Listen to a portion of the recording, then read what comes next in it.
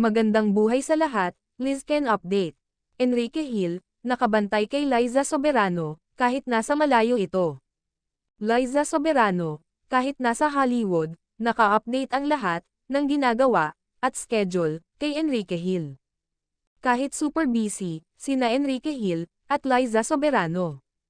Tinitiyak nila na di mawawala ang communication nila sa isa't isa.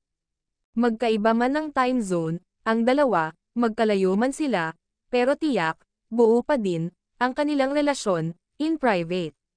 Napagkasunduan din ng magkasintahan na walang sasagutin si Liza Soberano sa anumang interview sa kanya about sa personal life niya.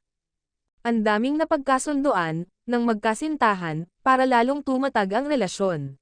Hindi ibig sabihin na kung tahimik si Liza Soberano sa lahat ng binabato sa kanila ay hiwalay na ang dalawa. Sadyang ayaw lang ni Liza Soberano na ikakabit ang relasyon nila sa solo career na tinatahak nila pareho ni Enrique Hill. At iyan ay di magets ng mga haters, gaya ng sinabi ni Ken sa kanyang interviews. Napag-usapan nila ni Liza ang magkanya-kanya ng trabaho.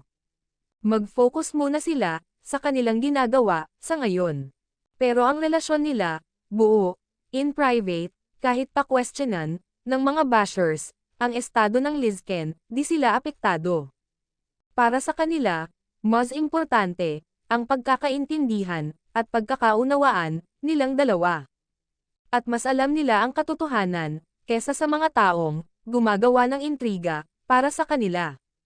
Ayon pa sa nakalap nating impormasyon, hindi sasagutin ni Enrique Hill ng thumbs up ang mga reporter sa tanong nila na sila pa ba ni Liza Soberano kung hindi na.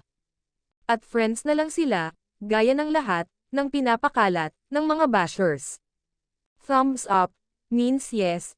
Ayon pa sa nakalap nating info, ang mga close friends ng LQ, tinatawanan na lang daw nila ang balitang breakup issue sa Lizken. Bahala daw ang hindi maniwala kay Enrique Hill. Ken is a good man.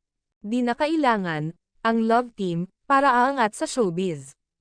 Kaya napagkasunduan ng dalawa ang solo career na di na need ikakabit ang name ng bawat isa sa kanila para angat sila sa sarili nilang diskarte at tiyaga sa trabaho.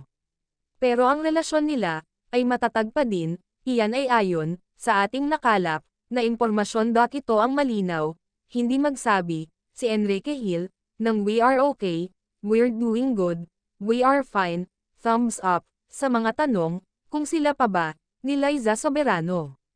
Kung break na mga yan, sasagutin yan ng diretsahan ni Enrique Hill.